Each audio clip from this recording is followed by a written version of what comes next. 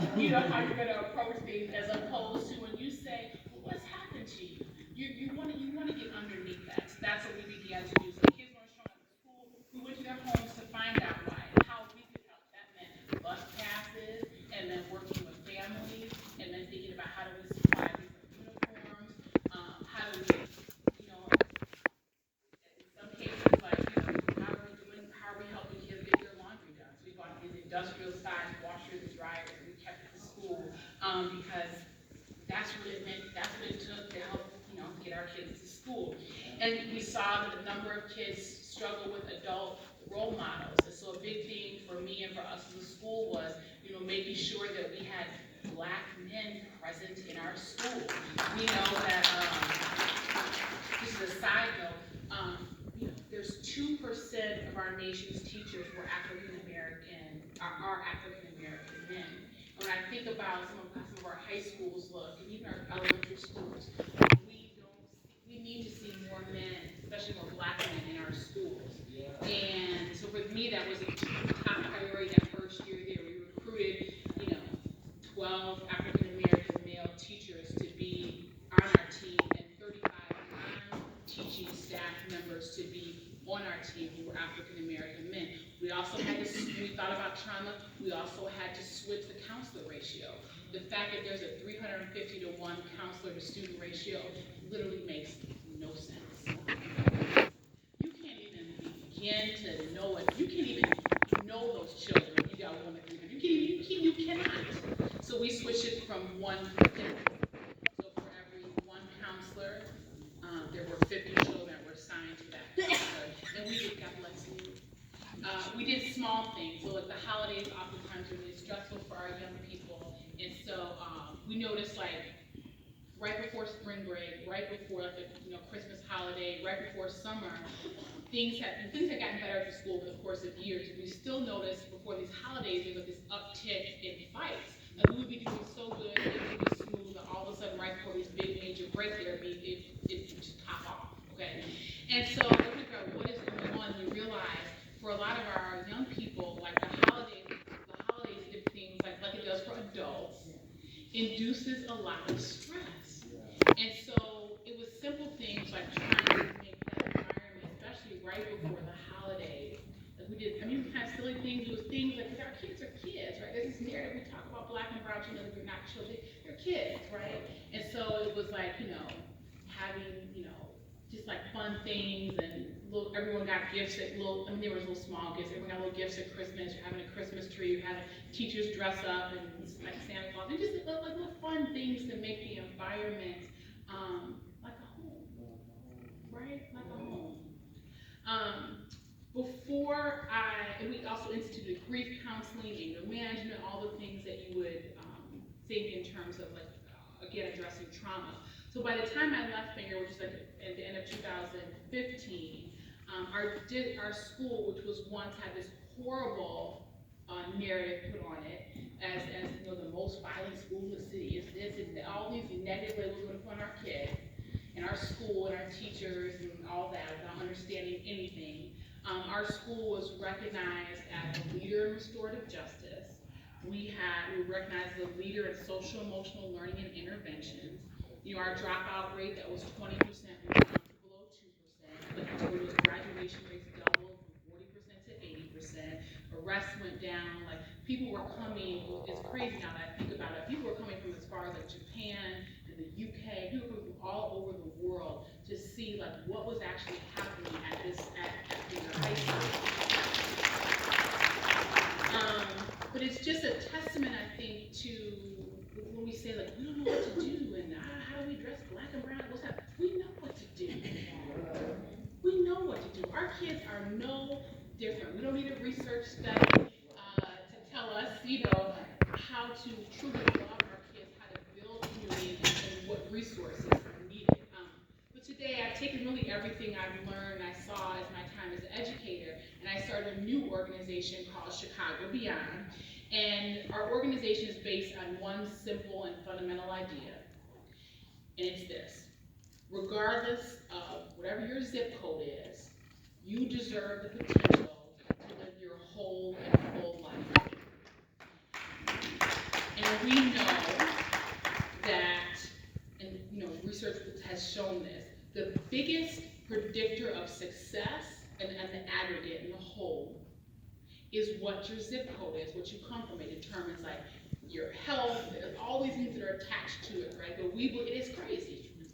We believe that investing in money, people, and other resources to really support bold ideas. It shouldn't be a bold idea, but it is a bold idea, that your zip code should determine your life outcomes. So I'll tell you a couple quick stories about some of our work, and I'm going to wrap it up and happy to do Q&A.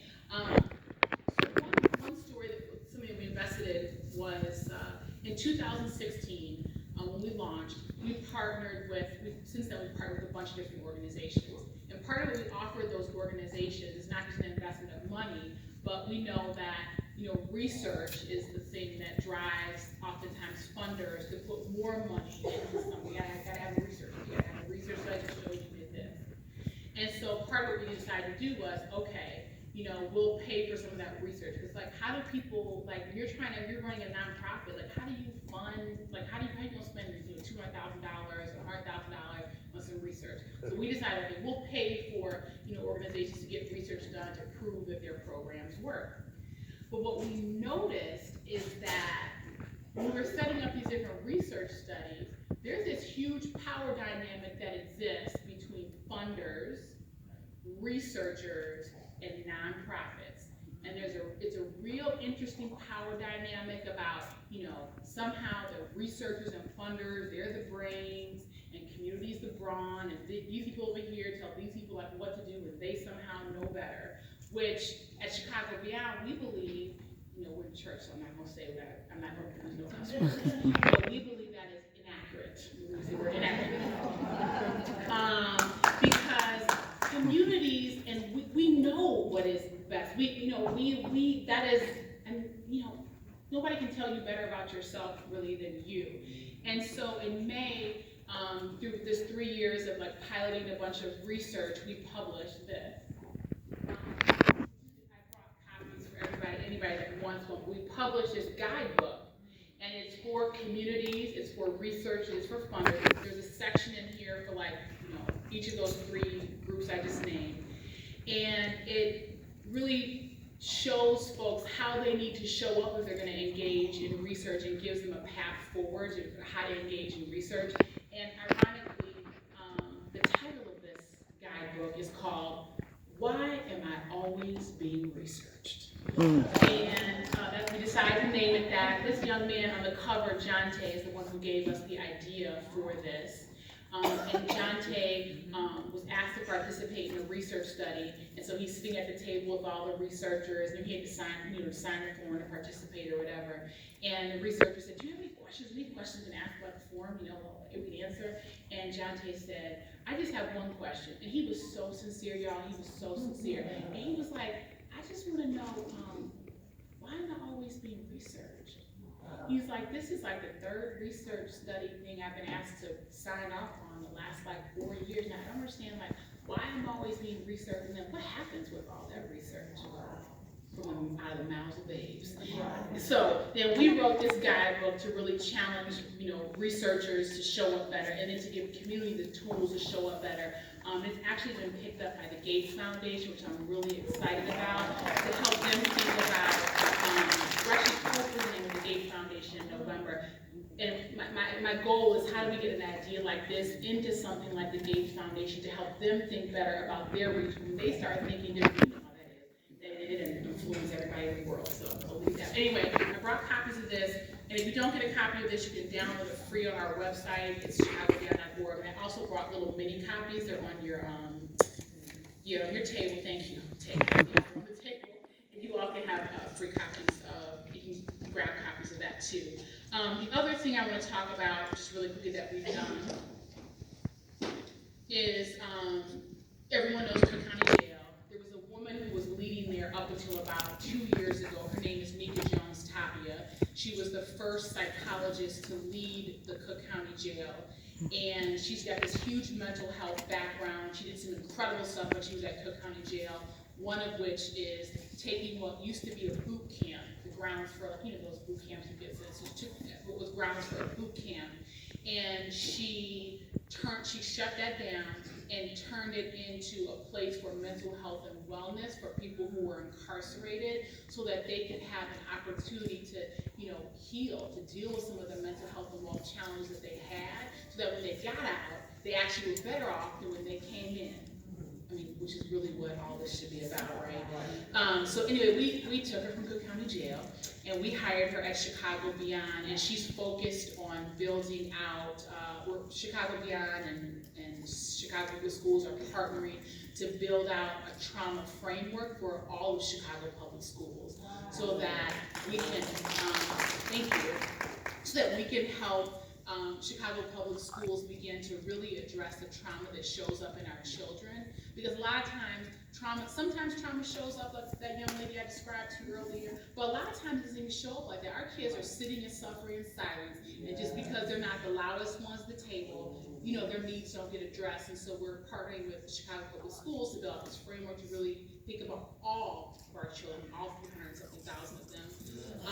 She's also, if you've heard about this Beyond Incarceration project, we partnered with the Children's Museum, the Cook County Jail, and Chicago Beyond to really push Tom Dart's office to begin to think about Cook County Jail and how you make it a place where children want to visit their incarcerated fathers, that they can do so in a manner that is not traumatic. In the meantime, while we wait for, bail reform and all the justice, what happens to, families? How do we keep families together? And when we talk about recidivism, one of the biggest determinants of recidivism is how closely connected a person who is incarcerated is to their family.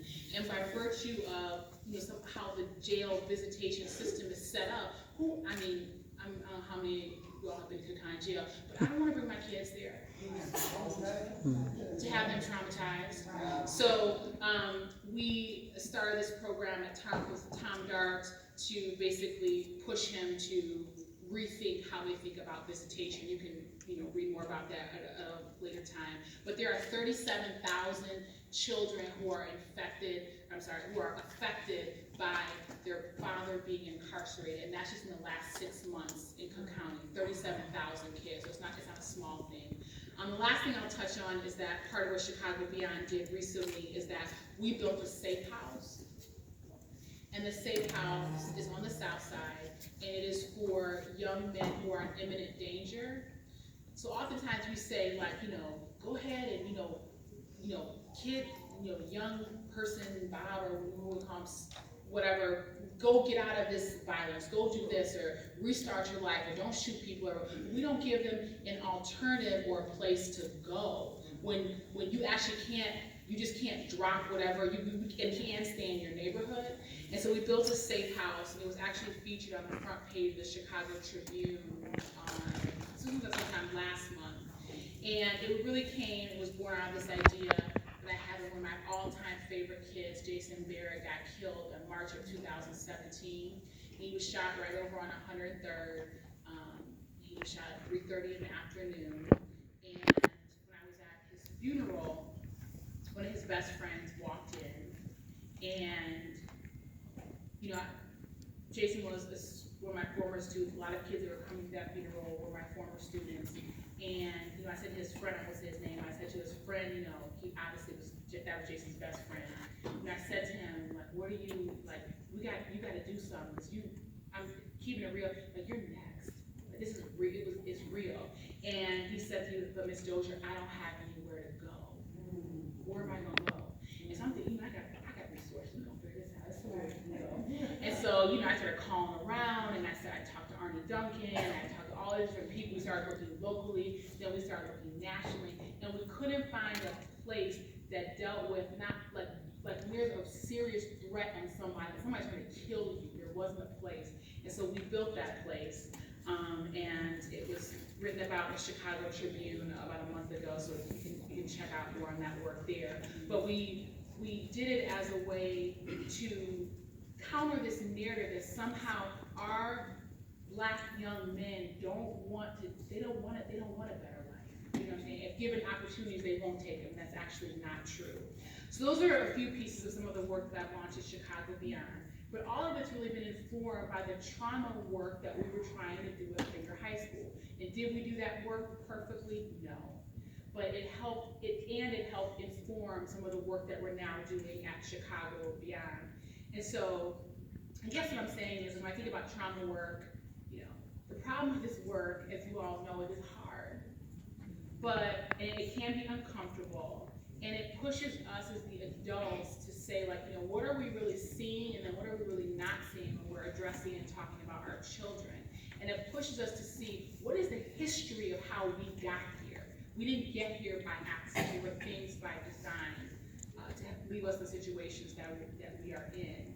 But it also pushes us to see the incredible resilience that is within our community, and to see what's possible. And that's the beauty of all of this, that I believe, is that it is possible. It is possible for us to provide our children with not just safe places, but like spaces and communities for them to truly live their whole lives, their full lives, their robust lives.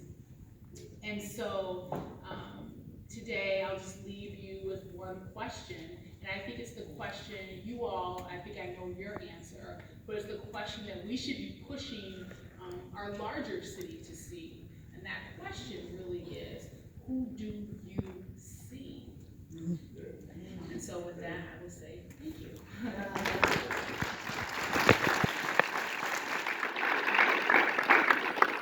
So we have time for just a few minutes of questions, and about 5 minutes. We're going to run behind schedule, so I saw your hand. All of them come, you all in the back. There's a microphone that's going to come around, I think. Oh, perfect. And then, ma'am, I'm going to come to you right here next. There was somebody else that had their hand up. Sir. And then we'll move more questions. Hope I give them 5 minutes or less. So go ahead. Just real quick, your organization really is geared toward helping children in trauma, correct? Do you expand your services to help young people, not young people, young adults or adults that face trauma on a daily basis? And also, your organization provides research to other organizations or for other organizations, and whatever they need to read. Sure. That. Let me clarify that. I think I heard 2 questions. So one was like the population of students in our main focus, and the other was around like the research and how that kind of happens. Is that right? Yes. Okay. So first question, the answer is Chicago Beyond backs the fight for equity here in the city. And we know that there is no single barrier to equity. It's everything from education that is inequitable here in our city, to everything about mentoring, everything about housing. So when we make investments and we spread resources out, there's a variety of issues that we touch. You can check out our website, you can see all the different things that we touch. With everything from like housing, thinking about incarceration, thinking about education, all those things.